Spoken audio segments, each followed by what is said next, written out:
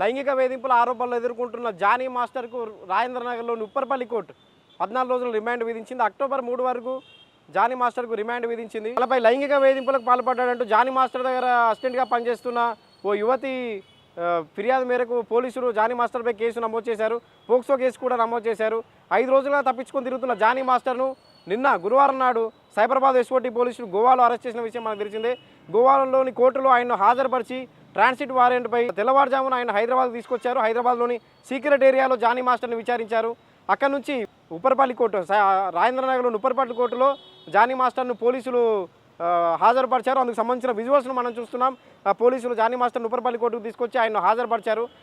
Court Johnny మాస్టర్కు 14 రోజుల remand విధించింది, judicial remand విధించింది.